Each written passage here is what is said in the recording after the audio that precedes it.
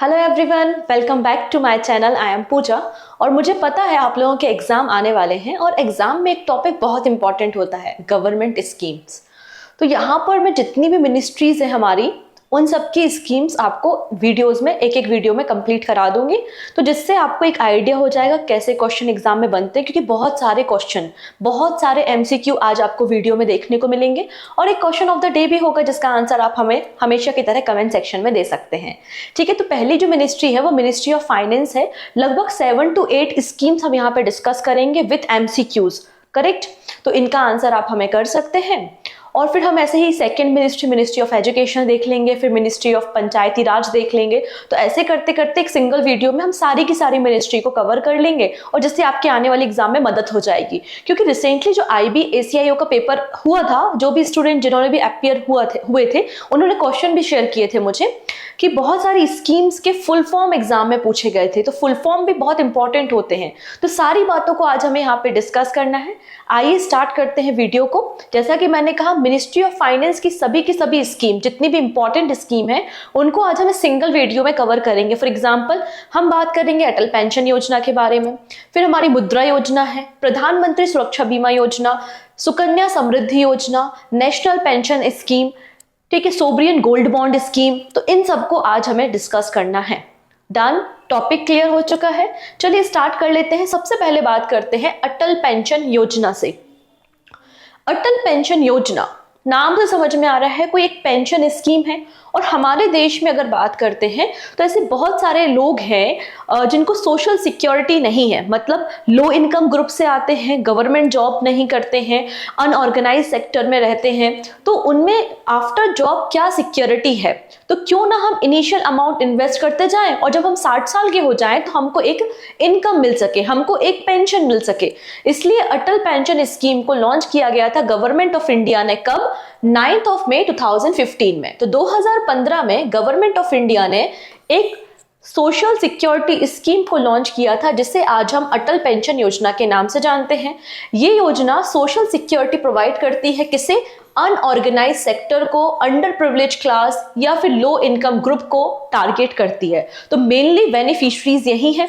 ठीक है, इसमें आपको आप सर्टेन अमाउंट, सर्टेन डिपॉजिट करते हैं एवरी ईयर, और फिर आप जो डिपॉजिट कर रहे हैं, आप जो प्रीमियम फिल कर रहे हैं, उसके अकॉर्डिंगली आपको पेंशन मिलेगी।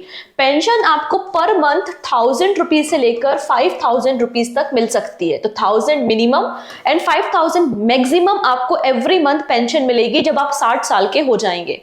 अब कौन लोग हैं जो इसमें एनरोल कर सकते हैं? तो कोई भी इंडियन जो भारत का नागरिक है और जिसकी एज 18 से लेकर 40 इयर्स के बीच में, 18 से लेकर 40 साल के बीच में, और उनके पास एक बैंक अकाउंट भी है, आधार कार्ड भी है, तो बिल्कुल वो सभी लोग यहाँ पर एनरोल कर सकते हैं अंडर द अटल पेंशन योजना। आप जब 60 साल के हो जाएंगे तो आपको मिनिमम गारंटी पेंशन दी जाएगी, जिसकी रेंज 1000 रुपीज से 5000 रुपीज की होगी। क्लियर है? इसके अलावा अगर कोई सब्सक्राइबर है, कोई पर्सन है जिसने इस पेंशन स्कीम को लेकर रखा, उसकी डेथ हो जाती है तो उसका जो स्पाउस होगा उसको ये पेंशन ट्रांसफर कर दी जाएगी, उनको अब ये पेंशन मिलेगी। अगर हस्बैंड वाइफ दोनों की डेथ हो जाती है तो जो नॉमिनी होगा, नॉमिनी को बचा हुआ जो अमाउंट है वो ट्रांसफर कर दिया जाएगा।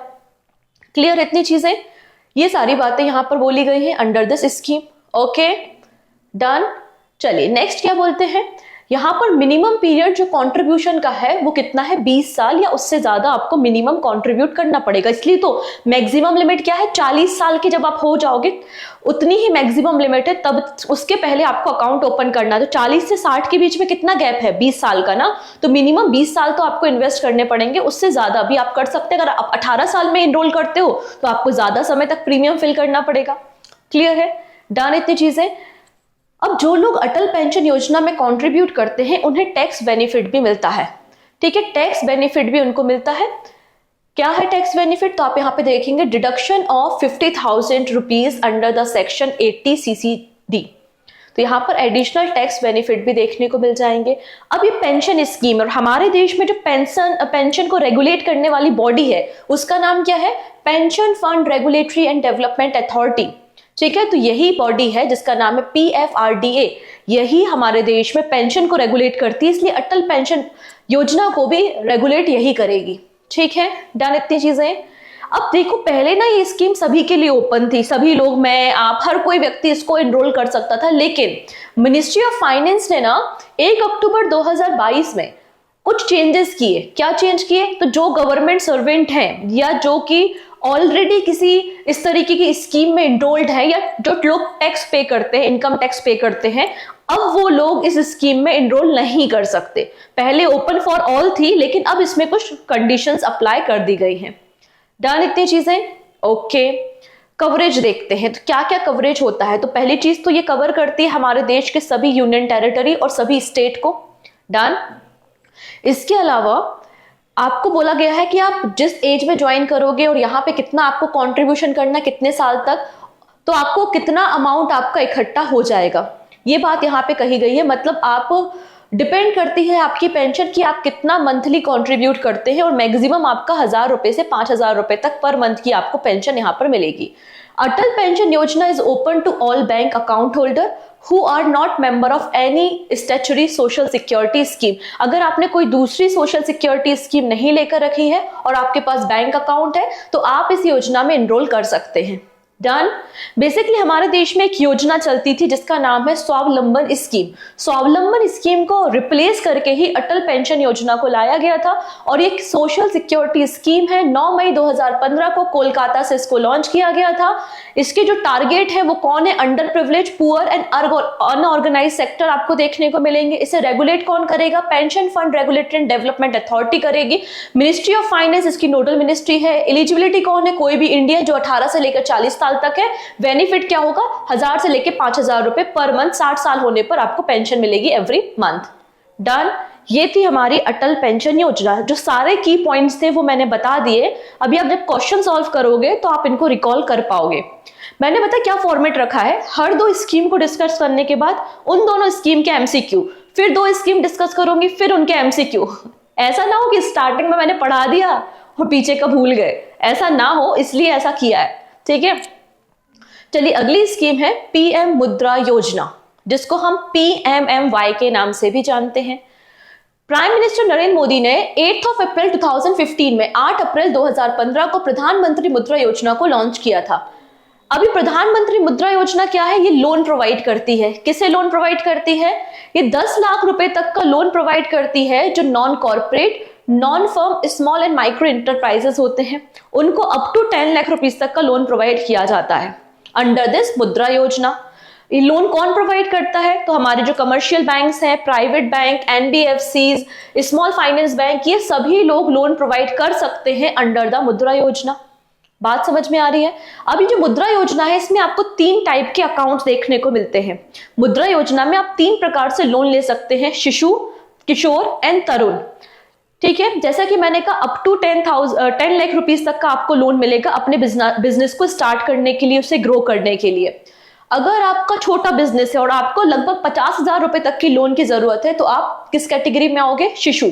अगर आपको 50,000 रुपए से लेकर 5 लाख रुपए तक की जरूरत है तो आप किशोर कैटेगरी में आएंगे, और अगर आपको 5 लाख रुपए से लेकर 10 लाख रुपए तक की जरूरत है तो आप तरुण कैटेगरी में आएंगे। खास बात यह है आप यहाँ पर 10 लाख रुपए तक का लोन ले सकते हैं अंडर दिस मुद्रा योजना, लेकिन ये कोलेट्रल फ्री है। आपको कोई भी चीज गिरवी नहीं रखनी पड़ेगी, कोई भी चीज बैंक के पास नहीं रखनी पड़ेगी, मतलब कंप्लीटली कोलेट्रल फ्री आपको ये देखने को मिल जाएगा। अब जैसे कि मैंने कहा commercial bank, NBFC, small finance bank मुद्रा योजना में लोन प्रोवाइड करेंगे, बट ये लोन या पैसा कहां से आ रहा है? तो इसके लिए आपको मुद्रा बैंक जाना पड़ेगा। मुद्रा बैंक एक लेंडिंग एजेंसी नहीं है, मैं आपको पहले ही क्लियर कर देती हूं। अगर मुझे लोन चाहिए तो डायरेक्टली मैं उठकर मुद्रा बैंक के पास नहीं चली जाऊंगी, क्योंकि मुद्रा बैंक एक लेंडिंग एजेंसी नहीं है, वो केवल कमर्शियल बैंक, RRBs, NBFC की सपोर्ट करने के लिए रेडी की गई है। सो मुद्रा का फुल फॉर्म क्या होता है?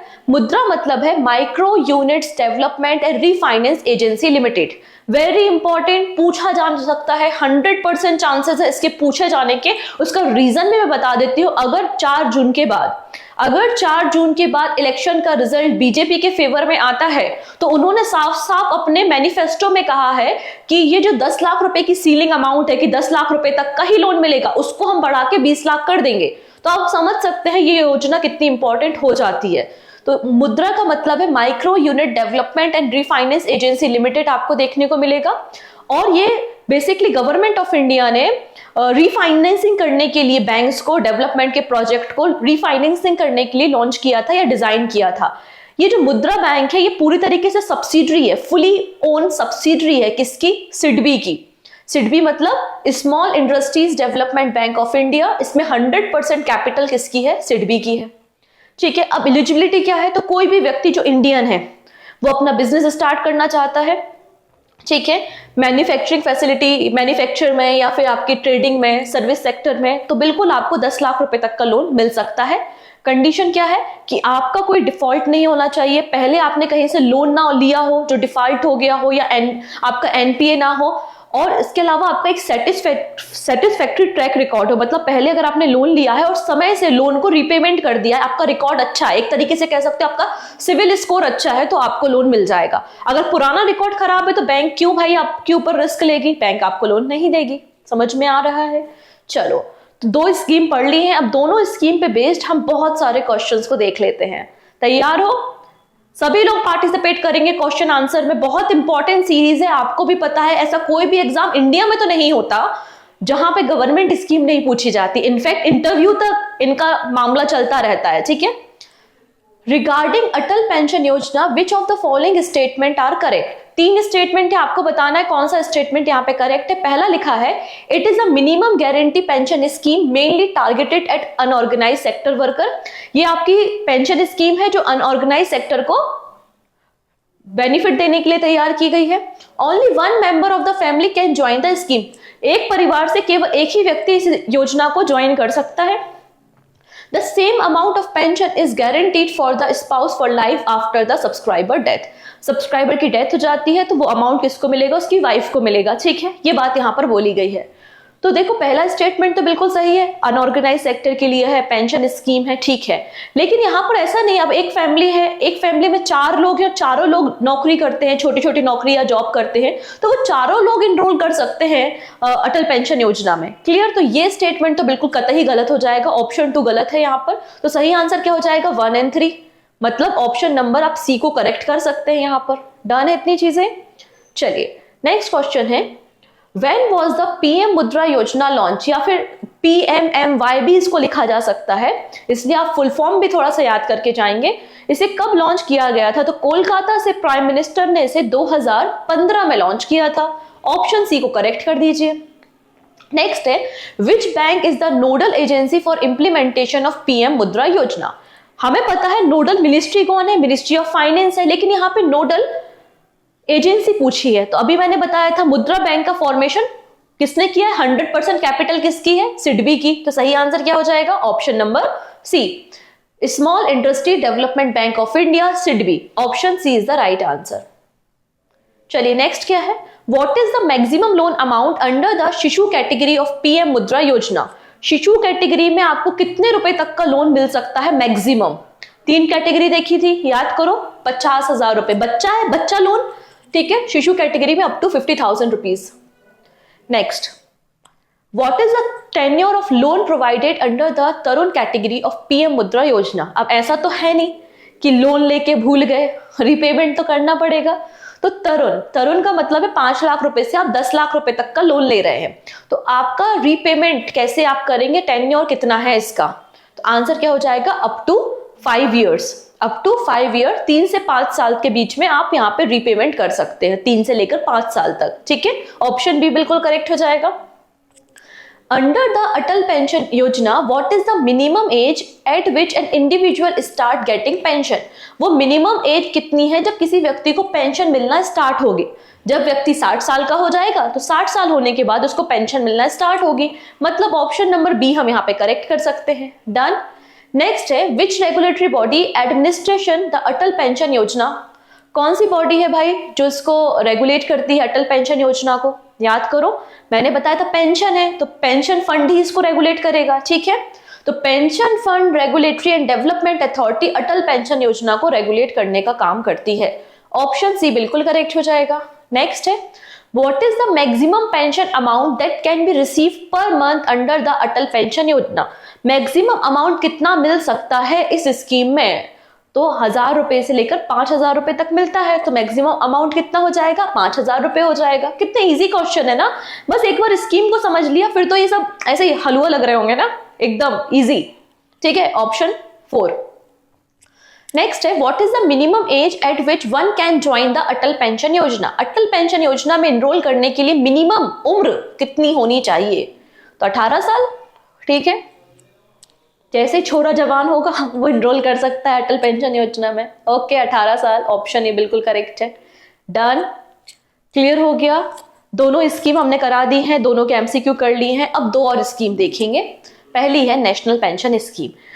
ठीक है, ध्यान से आप लोग पढ़ रहे हैं, सुन रहे हैं, समझ रहे हैं, लेकिन अब इसके नोट्स भी तो जरूरी है। ठीक है, रिवाइज कैसे करोगे, बार बार वीडियो थोड़ी ना चला के देखते रहोगे, एग्जाम का दिन है, रिवाइज करना है, कैसे करें।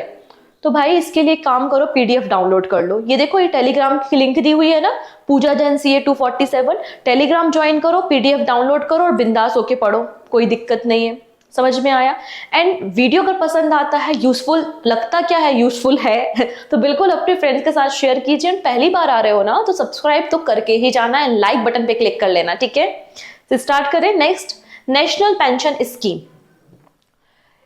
नेशनल पेंशन स्कीम एक वॉलेंट्री स्कीम है रिटायरमेंट को इंश्योर करने के लिए। ठीक है, वॉलेंट्री नेचर है, ऐसा नहीं है कि हर एक गवर्नमेंट एम्प्लॉय या state government employ, private employ, हर किसी को इनरोल करना जरूरी नहीं है। इसका नेचर कैसा है, वॉलेंट्री है। सेंट्रल गवर्नमेंट ने नेशनल पेंशन स्कीम को 2004 में इफेक्ट में लाया था, जनवरी 2004 में इफेक्ट में आई थी, लेकिन except for the arm forces, ये आर्म फोर्सेस के लिए नहीं थी। लेकिन बाद में 2009 में ये ओपन टू ऑल कर दी गई, सभी के लिए। तो 2009 में ये ओपन कर दी गई ऑल सेक्शन में। ऑल सेक्शन का क्या मतलब है, अगर आप गवर्नमेंट जॉब में हैं, स्टेट गवर्नमेंट जॉब में हैं, प्राइवेट प्लेयर हैं, अनऑर्गेनाइज सेक्टर में काम करते हैं, कॉर्पोरेट कंपनीज में काम करते हैं, तो सभी लोग यहाँ पे एनरोल कर सकते हैं under the national pension scheme. अब अगेन ये पेंशन स्कीम है, तो इसको रेगुलेट कौन करेगा, इसको रेगुलेट अगेन करेगा pension fund regulatory and development authority. Atal pension योजना और नेशनल पेंशन स्कीम दोनों को यही बॉडी रेगुलेट कर रही है। ऑब्जेक्टिव क्या है, ऑब्जेक्टिव ये है कि रिटायरमेंट होने के बाद एक मंथली इनकम बनी रहे in the form of pension. ठीक है, इसलिए इस स्कीम को लॉन्च किया गया था। तो आप बोलेंगे अटल पेंशन योजना और इसमें क्या अंतर है। अटल पेंशन योजना में मैक्सिमम अमाउंट 5000 रुपए मिलता है, बट यहां नेशनल पेंशन स्कीम में ऐसा नहीं। आप जितना इन्वेस्ट करोगे उतना ज्यादा आपको पेंशन मिलेगी। 50,000 रुपए, 60,000 रुपए, डिपेंड करता है पर मंथ आपको कितनी पेंशन चाहिए, उस हिसाब से आपको इन्वेस्टमेंट करना पड़ेगा। ठीक है, ये अलग है इसमें थोड़ा सा। डन, इतनी चीजें। कौन ज्वाइन कर सकता है, तो जैसे कि मैंने कहा, ये सभी लोग जो central government, state government, corporate, individual and organise sector के वर्कर्स या एम्प्लॉय हैं, वो इसे ज्वाइन कर सकते हैं। वॉलेंट्री है, वॉलेंट्री है, इंडियन पर्सन के लिए तो है ही, इसके अलावा NRI भी इसे ज्वाइन कर सकते हैं। ये अलग इंटरेस्टिंग पॉइंट है। इंडियंस के अलावा NRI पर्सन भी नेशनल पेंशन स्कीम को ज्वाइन कर सकते हैं, बट कंडीशन 18 साल से 70 साल के बीच में होना चाहिए। 18 to 70 ईयर के बीच में अगर आपकी एज है तो आप बिल्कुल नेशनल पेंशन स्कीम में एनरोल कर सकते हैं। डन, इतनी चीजें क्लियर हो गई हैं। लेकिन खास बात यह है कि जब आप नेशनल पेंशन स्कीम में एनरोल करते हैं अपने बैंक में जाके, तो बैंक आपको एक यूनिक नंबर 12 डिजिट का, 12 डिजिट का एक यूनिक नंबर देता है। जैसे कि हमारा पैन कार्ड, आधार कार्ड एक यूनिक होता है ना, वैसे ही यहां पर जैसे ही आप NPS का अकाउंट ओपन करोगे तो आपको 12 डिजिट का PRAN नंबर मिलेगा। इसका यह मतलब है कि एक व्यक्ति एक ही अकाउंट ओपन कर सकता है। ऐसा नहीं है मुझे प्रॉफिट चाहिए, मैं अभी से इन्वेस्ट करना शुरू कर दूं, 4 जगहों से रिटायरमेंट का पैसा या पेंशन का पैसा ले रही हूं, ऐसा बिल्कुल नहीं है। एक व्यक्ति अपने पूरी लाइफ में केवल एक ही बार NPS अकाउंट को ओपन कर सकता है, और इंडिविजुअल को खुद अकाउंट ओपन करना पड़ेगा, किसी और के बिहाफ में अकाउंट ओपन नहीं किया जा सकता। इसके अलावा जो आपके OCI होते हैं, OCI कार्ड होल्डर्स होते हैं, या फिर हिंदू अनडिवाइडेड फैमिली के पर्सन होते हैं, वो लोग इसमें एनरोल नहीं कर सकते, एलिजिबल नहीं है। केवल इंडियन और NRI के लिए ही ये स्कीम एलिजिबल आपको देखने को मिल जाएगी। डन, जैसे कि मैंने कहा यहां पर NPS में अगर आप एनरोल करते हैं तो जो सब्सक्राइबर होता है उसको एक यूनिक 12 डिजिट का नंबर, जिसको हम permanent retirement account number PRAN के नाम से जानते हैं, ये नंबर दिया जाता है और एक बहुत यूनिक नंबर यहाँ पर होगा। अब यहाँ पे जब आप अकाउंट ओपन करेंगे एनपीएस में, तो दो प्रकार के अकाउंट आप ओपन कर सकते हैं। दो प्रकार के ऑप्शन आपको अवेलेबल होंगे, tier 1 account and tier 2 account. Tier 1 account जो है वो आपका पेंशन अकाउंट है, सेविंग अकाउंट है, और इसका नेचर कैसा है कि इसमें आप बार बार चेंजेस नहीं कर सकते। तो रिटायरमेंट होने के बाद, मतलब 60 साल होने के बाद ही मैच्योर होगा। बात समझ में आ रही है? तो इसके पैसे को विड्रॉ नहीं किया जा सकता टियर 1 का जो अकाउंट होता है, और एक सेविंग नेचर का होता है, रिटायरमेंट के लिए होता है। आपको जब इस अकाउंट को ओपन करोगे तो आपको मिनिमम 500 रुपए यहां पर पे करने पड़ेंगे, ठीक है।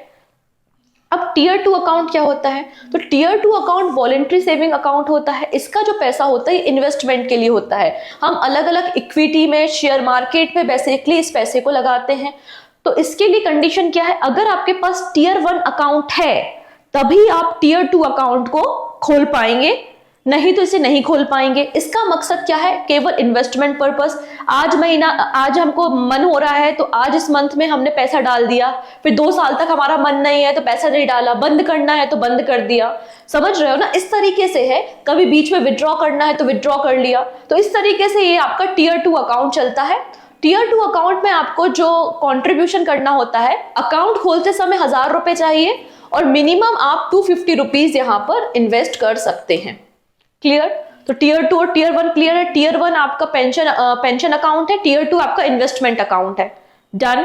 अब आप लोग जो भी एनपीएस में पैसा लगाएंगे, एनपीएस में आपने जो भी पैसा लगाया, जितना भी इन्वेस्ट आपने किया, वो पैसा कहां पर जाएगा? तो गवर्नमेंट मतलब इस एनपीएस के पैसे को 4 अलग अलग सेक्टर्स में, 4 अलग अलग कैटेगरी में इन्वेस्ट करेगी, ठीक है। 4 अलग अलग कैटेगरी कौन कौन सी है? यहाँ पे गवर्नमेंट बॉन्ड्स हो सकते हैं, गवर्नमेंट सिक्योरिटी हो सकती है, आपके यहाँ पे कॉर्पोरेट बॉन्ड्स हो सकते हैं, कॉर्पोरेट बॉन्ड्स हो सकते हैं जिसमें इन्वेस्ट किया जाए आपका पैसा, फिर आपका शेयर मार्केट या फिर आपका इक्विटी हो सकती है जिसमें पैसे को इन्वेस्ट किया जाए, या आपके ऑल्टरनेटिव इन्वेस्टमेंट फंड हो सकते हैं जिसमें आपके इस पैसे को लगाया जाएगा। सबसे सिक्योर क्या होता है? सबसे सिक्योर गवर्नमेंट सिक्योरिटी होती है, उसके बाद कॉर्पोरेट बॉन्ड्स होते हैं, क्योंकि हमें पता है गवर्नमेंट सिक्योरिटी का पैसा कहीं नहीं जाएगा, सरकार तो हमारा पैसा दे ही देगी, ठीक है। तो आपका जो एनपीएस का पैसा है, तो आप इन 4 अलग अलग कैटेगरी में इन्वेस्ट कर सकते हैं। और जैसे कि जिनको ज्यादा प्रॉफिट कमाना है तो वो ज्यादा पैसा शेयर मार्केट में लगा सकते हैं। जिनको लगता है कि नहीं नहीं यार इतना रिस्की तो मैं नहीं बन सकता, तो आप गवर्नमेंट सिक्योरिटी खरीद सकते हैं, वो आपके ऊपर है। तो यहाँ पे अकाउंट को आप 2 तरीके से मैनेज कर सकते हो। एक होता है आपका एक्टिव अकाउंट और दूसरा होता है आपका ऑटो अकाउंट, ठीक है। अब ये अकाउंट क्या होते हैं? तो एक्टिव अकाउंट जिसमें आप खुद एक्टिव और आप डिसाइड कर रहे हो कि आपके पैसे का टोटल कहां कहां पर इन्वेस्टमेंट होगा। फॉर एग्जांपल मैंने एक्टिव अकाउंट चूज किया है, तो मैंने फॉर एग्जांपल 1000 रुपए यहाँ पे इन्वेस्ट किए हैं, तो मैं डिसाइड करूंगी कि यार मुझे कहां पर कितना पैसा देना है। 50 रुपए मुझे गवर्नमेंट सिक्योरिटी में लगाना है, 20 रुपए मुझे कॉर्पोरेट बॉन्ड्स में लगाना है, और मुझे आपका रिमेनिंग जो 10 रुपीज है, 10 रुपीज आपको शेयर खरीदने, रिमेनिंग पैसा मैं ऑल्टरनेटिव फंड में लगाऊंगा, वो मेरी चॉइस है। लेकिन यहाँ पर एक ऑटो मोड भी होता है। ऑटो मोड में आपको क्या होता है? एक मैनेजर अपॉइंट किया जाता है, क्योंकि सबको नॉलेज नहीं है ना यार कहाँ पर इन्वेस्ट करना है, तो आपको एक मैनेजर अपॉइंट किया जाता है और वो मैनेजर आपके पैसे को सही जगह पे इन्वेस्ट कर देगा, ठीक है। तो इस तरीके से ये आपकी एनपीएस स्कीम काम करती है। आप इस पेंशन फंड मैनेजर्स को देख सकते हैं, ये लगभग 8 कंपनीज हैं जो कि हमारे एनपीएस के फंड को मैनेज कर सकती है अगर आप ऑटो मोड पे अपने अकाउंट को रन करते हैं। समझ में आया? डन। ओके, टियर 1 अकाउंट देख लिया, टियर 2 अकाउंट देख लिया। टियर 1 अकाउंट परमानेंट आपका अकाउंट है, बढ़िया सा अकाउंट है। मिनिमम कॉन्ट्रीब्यूट आपको ओपन करने के लिए 500 रुपए डिपॉजिट करने पड़ेंगे, और हर साल जो मिनिमम आपको कॉन्ट्रीब्यूट करना पड़ेगा वो 1000 रुपए है। अकाउंट खोलने के लिए 500 रुपए देना पड़ेगा, और मिनिमम एवरी ईयर आपको जो डिपॉजिट करना है वो कितना करना है? 1000 रुपए करना है, एनुअल डिपॉजिट। ये टियर 2 अकाउंट आपका इन्वेस्टमेंट अकाउंट होता है, ऑप्शनल होता है। अब अकाउंट ओपन करने के लिए आपको यहाँ पे 1000 रुपए लगेंगे, लेकिन मिनिमम कॉन्ट्रीब्यूशन कितना है? 250 रुपए, 250 रुपीज आपको देखने को मिलेगा। ये बेसिक डिफरेंस है। अब हम 60 साल के हो गए हैं, अब हमारा पैसा आएगा, ठीक है, हमारा पैसा आएगा। तो जो भी आपका फंड इकट्ठा होता है उसका आप 60% 60 साल के होने पर विड्रॉ कर सकते हो। केवल 60% ही अलाउ है आपके फंड से आपका पैसा निकालना। रिमेनिंग जो 40% होता है पैसा, उससे क्या बन जाती है, एन्युटी बन जाती है। एन्युटी का मतलब मंथली पेंशन बन जाती है।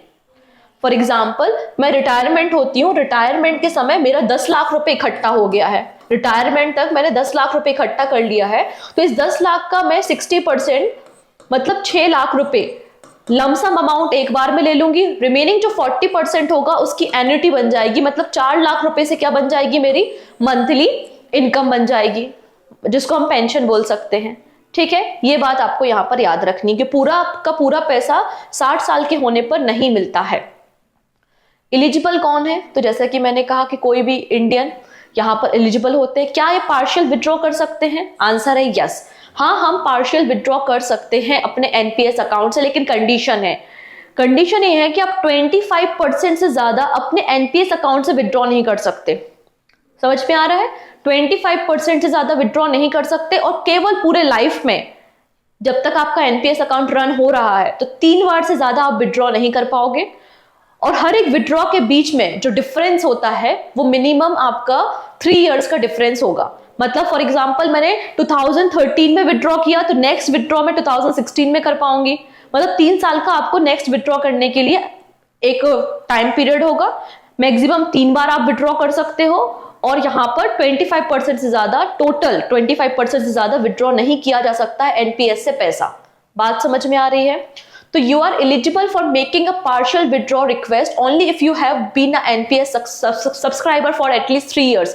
3 साल हो गए हैं आपको सब्सक्राइब किए हुए, तो आप पार्शियल विड्रॉ कर सकते हो। मैक्सिमम 3 टाइम आप पार्शियल विड्रॉ कर सकते हो, 25% से ज्यादा नहीं कर सकते। क्या इसमें टैक्स बेनिफिट होता है? भाई बेनिफिट ही बेनिफिट है। ये जो स्कीम है ये ट्रिपल ई का मतलब होता है exempt, exempt and exempt category में आती है। जैसे कि पीपीएफ भी आपका सिमिलर इसी कैटेगरी में आता है।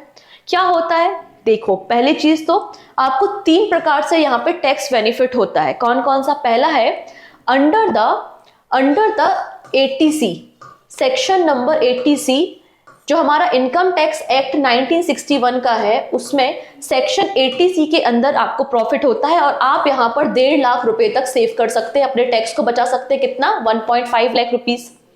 इसके अलावा सेकेंड यहाँ पर होता है सेक्शन 80CCD1, 80CCD1। इसमें आप एडिशनल 50,000 रुपए और यहाँ पे सेविंग कर सकते हैं। तो यहाँ पे 1.5 लाख रुपीज, ये 50,000, मतलब टोटल आपने 2 लाख रुपए तक अपने टैक्स में से सेव कर लिया। इसके अलावा एक और नई कैटेगरी होती है इसमें, 80CCD2। तो ये केवल गवर्नमेंट एम्प्लॉयज के लिए होती है। जो सैलरीड एम्प्लॉयड होते हैं वो अपनी बेसिक सैलरी का 10%, अप टू 10% डिडक्ट करा सकते हैं, मतलब अप टू 10% आपको अपनी सैलरी से और एडिशनल प्रॉफिट यहाँ पे हो जाएगा। तो 3 प्रकार से हमें यहाँ पे टैक्स बेनिफिट मिल सकता है under the NPS scheme. Done. Next देख ले। अभी मैं समझा रही हूँ, आई होप आपको समझ में आ रहा होगा। अगर स्टिल कोई डाउट रह जाता है, तो ये टेलीग्राम तो दिख ही रहा है, पूछ लेना यार पर्सनल मैसेज करके। नेक्स्ट है प्रधानमंत्री सुरक्षा बीमा योजना। अटल पेंशन योजना के साथ साथ सेम डे सेम जगह से 9 मई 2015 में कोलकाता से प्राइम मिनिस्टर मोदी ने प्रधानमंत्री सुरक्षा बीमा योजना को भी लॉन्च किया था। मकसद क्या है? हमारे देश में इंश्योरेंस पेनिट्रेशन को बढ़ाना, क्योंकि बहुत सारे कॉमन लोग होते हैं जो इंश्योरेंस में बिलीव ही नहीं करते, वो इंश्योरेंस लेते ही नहीं है। क्योंकि अभी रिसेंटली जो सर्वे हुआ था उससे पता चला कि हमारे देश की जो टोटल पॉपुलेशन है 1.44 बिलियन, उनमें से केवल 3% लोग ही हैं जिनके पास इंश्योरेंस है। तो इंश्योरेंस पेनिट्रेशन को पहुंचाना कॉमन लोगों तक, under privilege class, poor section या लो इनकम ग्रुप तक पहुंचाने के लिए प्रधानमंत्री सुरक्षा बीमा योजना को लॉन्च किया गया था। ठीक है, आइए बात करते हैं सुरक्षा बीमा। आपको सुरक्षा देगा, ये किससे सुरक्षा देगा? आपको ये एक्सीडेंटल इंश्योरेंस प्रोवाइड करता है। ठीक है, स्कीम क्या है ये? तो यहां पर ये प्रधानमंत्री सुरक्षा बीमा योजना is a 1 year accidental insurance scheme. 1 year के लिए होती है, पर आपको एवरी ईयर इसे रिन्यू कराना पड़ता है। हर साल आपको इसे रिन्यू कराना पड़ता है। ठीक है, और ये आपको एक्सीडेंट कवर देती है। एक्सीडेंट से अगर डेथ हो जाती है, या टेम्पररी डिसेबिलिटी है, या परमानेंट डिसेबिलिटी है, तो वो भी इस स्कीम में कवर किया जाता है। अब इस स्कीम को रन कौन कर रहा है? एडमिनिस्ट्रेटर कौन है? तो हमारे जो public sector general insurance companies हैं और अदर जनरल इंश्योरेंस कंपनीज हैं, वो सभी मिलके इस स्कीम को प्रोवाइड करती हैं। इनरोल कौन करा सकता है? तो कोई भी व्यक्ति जिसका पोस्ट ऑफिस में अकाउंट हो, जिसका किसी और बैंक में अकाउंट हो और एज आपकी 18 से लेकर 70 ईयर के बीच में हो। अगर आपकी एज 18 साल से 70 साल के बीच में है और आपके पास बैंक अकाउंट भी है तो आप बिल्कुल इस स्कीम में इनरोल हो सकते हैं। बेनिफिट क्या होता है? तो ये एक्सीडेंटल बेनिफिट देती है। मान लेते कोई पर्सन है, उसका एक्सीडेंट हुआ और एक्सीडेंट में उसकी डेथ हो जाती है तो 2 लाख रुपए का आपको कवरेज मिलेगा। कोई पर्सन है जिसकी टेम्पररी डिसेबिलिटी होती है, टेम्पररी डिसेबिलिटी मतलब एक हाथ काम करना बंद कर गया, एक पैर टूट गया, तो ये जो टेम्पररी डिसेबिलिटी होती है तो उसमें आपको 1 लाख रुपए का कवर होता है। और अगर परमानेंट डिसेबिलिटी हो गई है तो उसमें आप देखेंगे कि 2 लाख रुपए का कवरेज यहाँ पे दिया जाता है। ठीक है, अब इस स्कीम को लेने के लिए आपको कुछ ना कुछ पैसा तो देना पड़ेगा, तो यहाँ पर 20 रुपीज आपको प्रीमियम एवरी ईयर भरना होगा। हर साल 20 रुपए देने पड़ेंगे और एवरी ईयर इसे रिन्यू कराना पड़ेगा। आप ऑटो डेबिट ऑप्शन भी सिलेक्ट कर सकते हैं जिससे हर साल 20 रुपए आपके अकाउंट से डिडक्ट होते जाएं। बात समझ में आ रही है? तो बड़ी आसान सी स्कीम है ये। ठीक है, यहां पर आप देख सकते हैं एनुअली आपको 20 रुपए देना पड़ेंगे जो कि 1 जून से मई के बीच में आपके अकाउंट से ऑटो डिडक्ट हो जाएगा अगर आपने ऑटो डिडक्ट ऑप्शन ऑन करके रखा हुआ है। डन। अब यहाँ पे कौन वो लोग हैं जो एलिजिबल नहीं है अंडर दिस स्कीम? तो पहले तो आर्म फोर्स के पर्सनल्स हो गए, मर्चेंट नेवी के पर्सनल हो गए, या ऐसे कोई व्यक्ति जिन्होंने ऑलरेडी गवर्नमेंट स्कीम्स कोई लेके रखी है, गवर्नमेंट की कोई और पॉलिसी में एनरोल है, जैसे कि कोई और एक्सीडेंटल इंश्योरेंस आपने लेके रखा है तो आप एलिजिबल नहीं होंगे। ठीक है, क्या इसमें टैक्स बेनिफिट मिलता है? आंसर है यस, इसमें आपको टैक्स बेनिफिट देखने को मिलेगा। आप जो प्रीमियम पे करते हैं उसमें भी under the income tax act 1961 section 80C के अंदर आपको उस प्रीमियम अमाउंट पे भी टैक्स बेनिफिट मिलता है। इसके अलावा किसी व्यक्ति की डेथ हो गई है या डिसेबिलिटी हो गई तो उसको जो 1 लाख रुपए या 2 लाख रुपए मिल रहे हैं उस पे भी टैक्स नहीं लगेगा, उस पे भी टैक्स नहीं लगेगा। तो ये टैक्स बेनिफिट यहाँ पर प्रधानमंत्री सुरक्षा बीमा योजना के अंदर मिलता है। तो कब लॉन्च हुई? 9 मई 2015 को कोलकाता से मिनिस्ट्री ऑफ फाइनेंस के अंदर काम करती है, एक्सीडेंटल इंश्योरेंस प्रोवाइड करती है ये विद डिसेबिलिटी। मिनिमम एज आपकी 18 साल से 70 साल होनी चाहिए और एनुअल प्रीमियम आपको 20 रुपए भरना पड़ेगा। तो बड़ी आसान सी स्कीम है जो हमने डिस्कस कर ली, खत्म। अब बारी आती है अगेन क्वेश्चन की। ठीक है, क्वेश्चन से पहले यहां पर एक्चुअली अटल पेंशन योजना, प्रधानमंत्री सुरक्षा बीमा योजना एंड प्रधानमंत्री जीवन ज्योति बीमा योजना, इनको तीनों को एक ही साथ एक ही जगह से एक ही मुहूर्त में लॉन्च किया गया था 9 मई 2015 कोलकाता।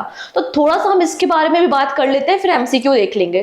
तो जीवन ज्योति बीमा योजना, इसे भी कोलकाता से 2015 में लॉन्च किया गया था और पहली बार इसकी जिक्र, इसके बारे में मेंशन हमारी कंट्री के former finance minister Arun Jaitley ji ने 2015 के बजट में कहा था।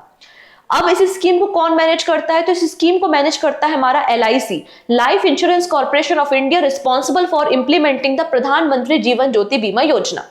ठीक है, एलिजिबल कौन है आइए देख लेते हैं। तो एलिजिबल है यहाँ पे देखो, सुरक्षा बीमा योजना आपको एक्सीडेंटल कवरेज प्रोवाइड करती है, लेकिन ये जो जीवन ज्योति बीमा योजना ये आपको लाइफ इंश्योरेंस कवर प्रोवाइड करती है, दोनों में अंतर है। ठीक, यहाँ पर एलिजिबिलिटी कौन है? कोई भी व्यक्ति जिसका सेविंग अकाउंट है किसी भी बैंक में, पोस्ट ऑफिस में आपका अकाउंट और आपकी एज 18 से लेकर 50 इयर्स के बीच में है। 18 साल से अगर आपकी उम्र 50 साल के बीच में है तो आप इस स्कीम में एनरोल कर सकते हैं। Done.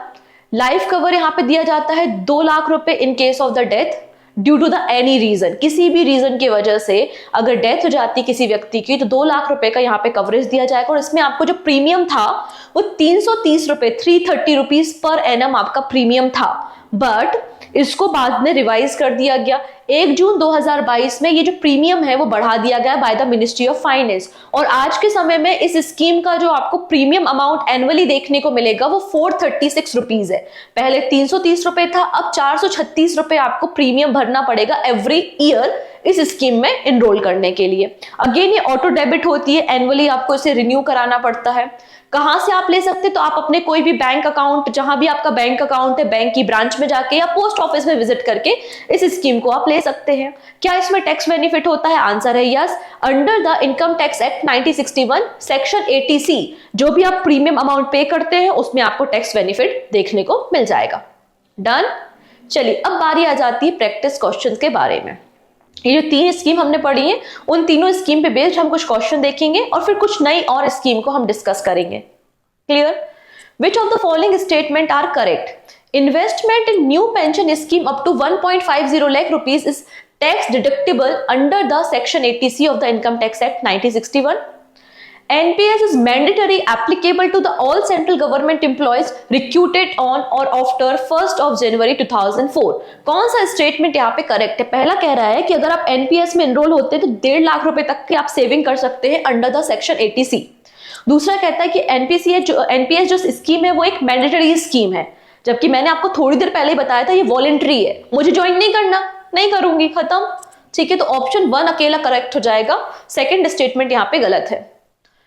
What is the minimum annual contribution required for tier 1 account in the NPS? तो मैंने आपको tier 1 और tier 2 अकाउंट बताए थे NPS में, तो मिनिमम आपको डिपॉजिट कितना करना पड़ेगा अगर आपका tier 1 अकाउंट है। tier 2 के लिए तो 250 रुपए है, 250 रुपीज।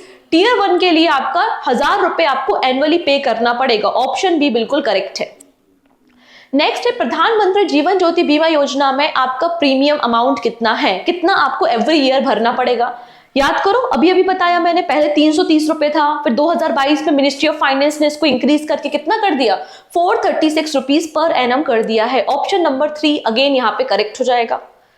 अब बात करते हैं what is the sum assured for the permanent total disability under the प्रधानमंत्री सुरक्षा बीमा योजना। कोई व्यक्ति जिसका एक्सीडेंट होता है, उसको परमानेंट डिसेबिलिटी हो जाती है, तो प्रधानमंत्री सुरक्षा बीमा योजना के अंदर उसको कितना अमाउंट दिया जाएगा। तो टेम्पररी डिसेबिलिटी में 1 लाख रुपए मिलता है एंड परमानेंट डिसेबिलिटी में 2 लाख रुपए दिया जाएगा। तो ऑप्शन नंबर बी यहाँ पे करेक्ट हो जाएगा। आसान है, बहुत आसान स्कीम है, बस समझने की जरूरत है, बहुत ही इजी होता है। मुझे लगता है अगर आपने ये पढ़ लिया ना तो बहुत इजी है, आप इनको, ये नंबर तो आपको मिलेंगे, आप इनको छोड़ के नहीं आओगे एग्जाम में। ठीक है, what is the maximum age limit to enrol in the Pradhanmantri Jeevan ज्योति बीमा योजना। तो जीवन ज्योति बीमा योजना में एनरोल करने के लिए आपका मैक्सिमम लिमिट क्या है। तो आप अगर 18 साल है तो आपका मिनिमम है, 50 साल आपकी मैक्सिमम है। तो 18 से 50 इयर्स के लिए स्कीम है, तो 50 इयर्स यहाँ पे मैक्सिमम आपको देखने को मिल जाएगा। डन। नेक्स्ट है what is the sum assured in the case of death due to the any reason under the Pradhanmantri Jeevan ज्योति बीमा योजना। किसी भी व्यक्ति की किसी भी कारण की वजह से डेथ हो जाती है तो कितना आपको पैसा मिलेगा। आंसर हो जाएगा 2 लाख रुपए, ऑप्शन बी। नेक्स्ट है which government agency administrator the Pradhanmantri Jeevan ज्योति बीमा योजना। तो इसको कौन देख रहा है भाई, जीवन ज्योति, जिंदगी के साथ भी जिंदगी के बाद भी, कौन है भाई ये, LIC, life insurance corporation of India. Option D is the right answer. Done. अगली स्कीम पे बात कर ले, यहां तक तो कोई समस्या नहीं होगी, आई थिंक समझ में आ रहा होगा। ठीक है, अगर आ रहा है तो बिल्कुल लाइक बटन पे क्लिक कर दो। अब नेक्स्ट स्कीम है प्रधानमंत्री जनधन योजना। प्रधानमंत्री जनधन योजना, हमारे देश में पाया गया कि यार आज भी बहुत सारे लोगों के पास बैंक अकाउंट ही नहीं होते।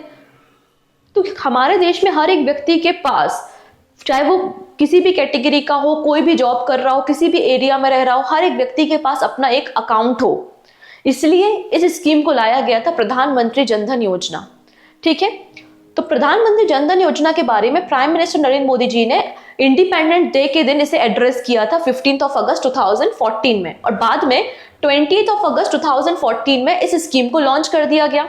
क्लियर है। अब ये स्कीम भी मिनिस्ट्री ऑफ फाइनेंस के अंदर काम करती है और इसका मकसद क्या है, हर एक व्यक्ति के पास, जो आपका डिसएडवांटेजेड सेक्शन है, पुअर क्लास है, रूरल एरिया में रह रहा है, हर एक व्यक्ति के पास अफोर्डेबल फाइनेंशियल सर्विसेज हो, हर एक व्यक्ति के पास अपना एक अकाउंट हो जिसमें आप रेमिटेंस आ सके, आप यहाँ पे इंश्योरेंस प्रोडक्ट मतलब इंश्योरेंस खरीद सके, आप पेंशन पा सके, आपके पास सेविंग अकाउंट हो, मतलब ये सारी की सारी चीजें हो, डिपॉजिट अकाउंट हो। इस तरीके से प्रधानमंत्री जनधन योजना को लॉन्च किया गया था। कहां पर आप इसे अकाउंट ओपन करा सकते हो, तो कोई भी बैंक, जितने भी बैंक हमारे देश में अवेलेबल है, तो कोई भी इंडिविजुअल पर्सन अपने अकाउंट को ओपन करा सकता है किसी भी बैंक ब्रांच में विजिट करके। ठीक है, खास बात यह है कि ये 0 बैलेंस अकाउंट होता है, आपको मिनिमम कोई अमाउंट पे नहीं करना, 0 बैलेंस अकाउंट आप यहाँ पे ओपन करा सकते हो, और अगर आपकी मर्जी है तो आप कुछ मिनिमम बैलेंस भरकर चेक बुक भी ले सकते हो।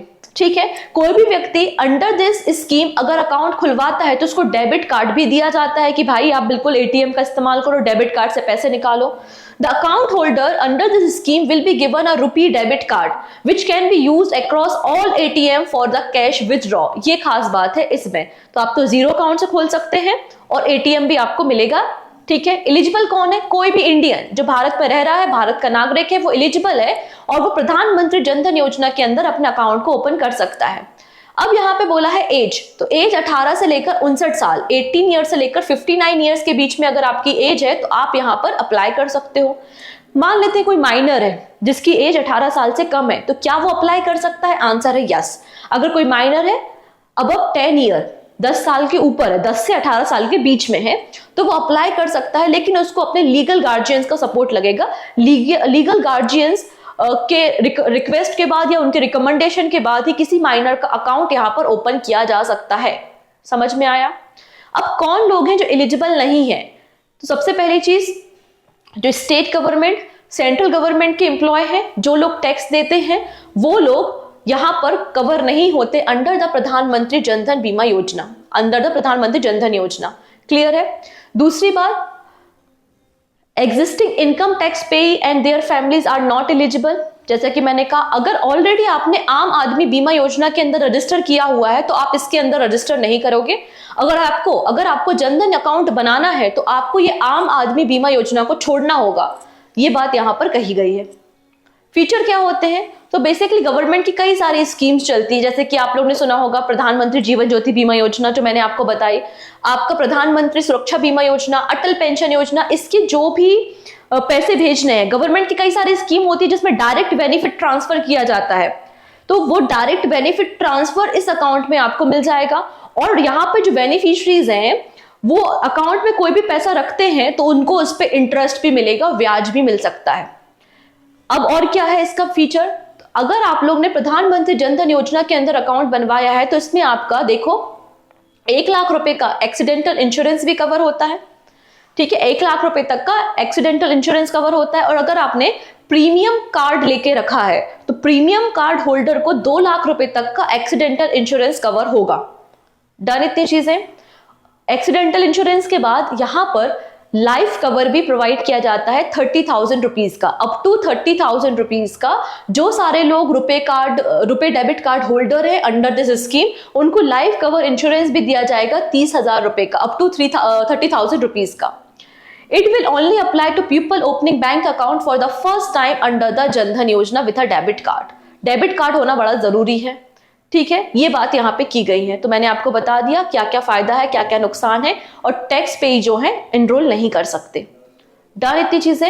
एक्सीडेंटल कवरेज 1 लाख रुपए, लाइफ कवरेज 30,000 रुपए, अगर आपने अकाउंट 15 अगस्त 2014 से 31 जनवरी 2015 के बीच में ओपन किया है। अब यहाँ पर एक्सटेंशन किया गया है। क्या एक्सटेंशन किया गया है? रुपी कार्ड इंश्योरेंस, यहाँ पे फ्री एक्सीडेंटल इंश्योरेंस कवरेज है, जिनके पास रुपी कार्ड है उसको इंक्रीज करके 1 लाख रुपए से बढ़ाकर 2 लाख रुपए कर दिया। अकाउंट ओपन आफ्टर द 2018, अगर 2018 के बाद आपने अकाउंट ओपन किया है। डन। नेक्स्ट है सोवरियन गोल्ड बॉन्ड स्कीम, जिसको हम SGB के नाम से जानते हैं। अब यहाँ पे गवर्नमेंट की प्लानिंग है कि यार लोग घरों में सोना खरीद के रखते हैं। हमारे घरों में होता है ना कि मम्मी लोग और हम सभी लोग भी गोल्ड लेकर घर में रख लेते हैं, फिजिकल गोल्ड। लेकिन फिजिकल गोल्ड का एक तरीके से क्या है, आपने घर में उसको रख लिया तो इसके कारण क्या होता है, मार्केट का गोल्ड तो घरों में है जिसका कोई इस्तेमाल भी नहीं हो रहा, तो क्यों ना इस फिजिकल गोल्ड का हम प्रॉपर इस्तेमाल कर सकें। तो यहाँ पर डिजिटल गोल्ड लेकर आया गया कि जितने अमाउंट का आप गोल्ड खरीद रहे हो फिजिकल फॉर्म में, आप उसे डिजिटल फॉर्म में रख लो, आप उसे बॉन्ड के फॉर्म में रख लो, प्रॉफिट तो आपको उतना ही होगा। तो यहाँ पे पहली बार ये सोवरियन गोल्ड बॉन्ड स्कीम को गवर्नमेंट ने नवंबर 2015 में लॉन्च किया था under the gold monetisation scheme. तो यहाँ पे 2 मिनट मुझे समय दीजिए। गोल्ड मोनेटाइजेशन स्कीम क्या होती है? आपके घर में कोई ज्वेलरी रखी है, गोल्ड रखा हुआ है, आपने जाके क्या किया, उस गोल्ड को रखवा दिया आपके बैंक में आपने उस गोल्ड को रखवा दिया और बैंक बदले में क्या करेगा, उसको मोनेटाइज करेगा, बदले में आपको पैसा देगा।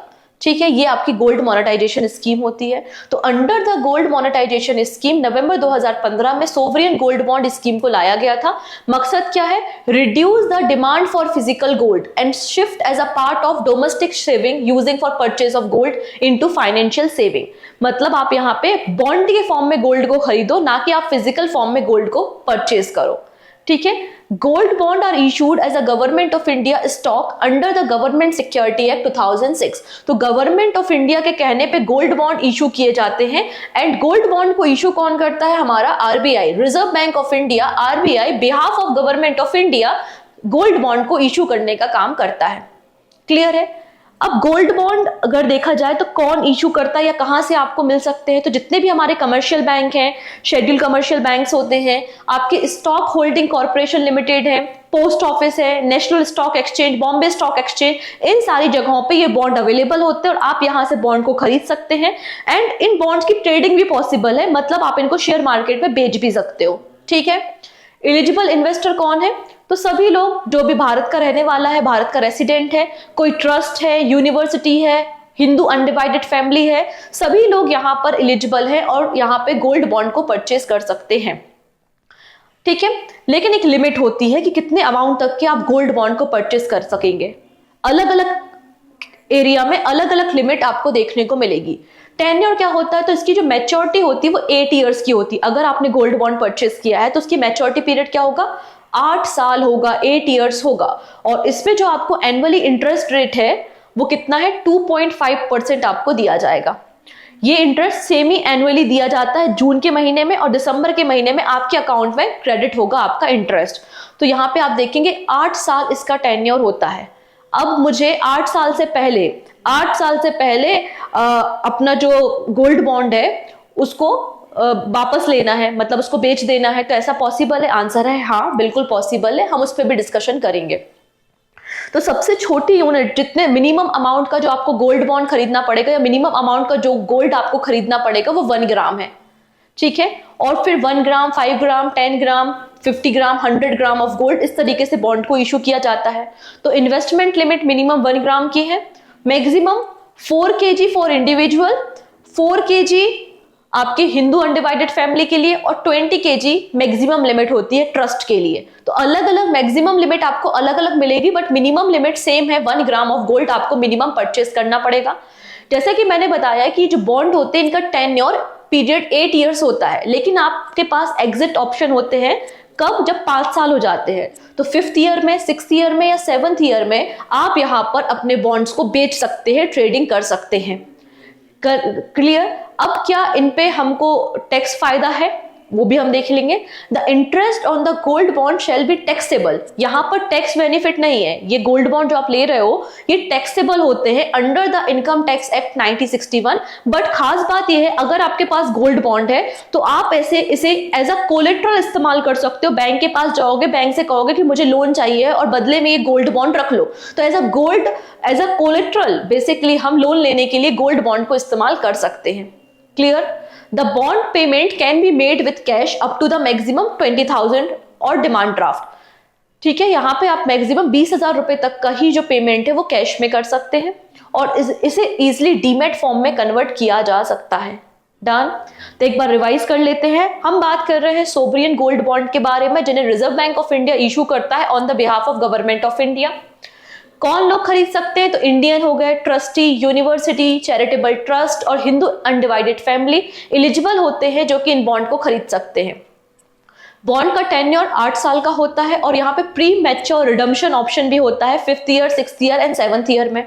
मिनिमम साइज 1 ग्राम गोल्ड होता है, मैक्सिमम साइज अलग अलग है। 4 kg इंडिविजुअल के लिए, 4 kg हिंदू अनडिवाइडेड फैमिली के लिए और 20 kg आपके ट्रस्टी के लिए होता है। क्लियर?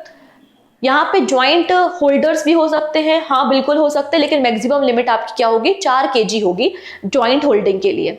अब इशू प्राइस क्या होता है? तो इशू प्राइस बेसिकली जो 1 ग्राम गोल्ड का प्राइस होता है 999, मतलब 999 प्योरिटी वाला जो गोल्ड 1 ग्राम गोल्ड का वैल्यू है, जिसको डिसाइड किसने किया है? Indian Boolean and jewellers association limited ने। वही वैल्यू सोवरियन गोल्ड बॉन्ड की होती है। कहाँ से मिलेगा? तो आप इसे खरीद सकते हैं कमर्शियल बैंक से। इसके अलावा आपके जो stock holding corporation of India limited है, पोस्ट ऑफिस है, बॉम्बे स्टॉक एक्सचेंज है, इनसे खरीद सकते हैं। लेकिन यहाँ पे एक्सेप्शन है कि small finance bank, payment bank और आरआरबी रीजनल रूरल बैंक से आप सोवरियन गोल्ड बॉन्ड को परचेज नहीं कर सकते। इंटरेस्ट रेट क्या होता है? फिक्स्ड होता है 2.5% आपका इंटरेस्ट रेट फिक्स होता है, जो कि सेमी एनुअली दिया जाता है। इसके जरिए आप कोलेटरल फ्री लोन भी ले सकते हैं और आपको यहाँ पे टैक्स देना पड़ेगा, ये टैक्सेबल होता है। डन। चलिए अब क्वेश्चंस की बारी कर लेते हैं।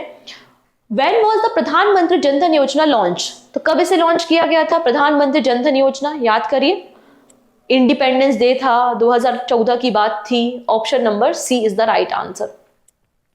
What is the primary objective of the प्रधानमंत्री जनधन योजना? क्या है इसका मकसद? इसका मकसद है हमारे देश में फाइनेंशियल इंक्लूजन बढ़ाना, हर एक व्यक्ति के पास बैंक अकाउंट हो और वो बैंकिंग सर्विसेज को ले सके। मतलब ऑप्शन नंबर बी अगर आप देखोगे तो मैच कर रहा है, तो ऑप्शन बी बिल्कुल करेक्ट हो जाएगा। Which of the following service is not provided under the प्रधानमंत्री जनधन योजना? तो देखिएगा, जनधन योजना में आपको कौन सी सर्विस नहीं मिलती? तो रुपए डेबिट कार्ड मिलता है, मैंने आपको बताया। लाइफ इंश्योरेंस कवरेज मिलता है 30,000 रुपए का, ये भी मैंने आपको बताया।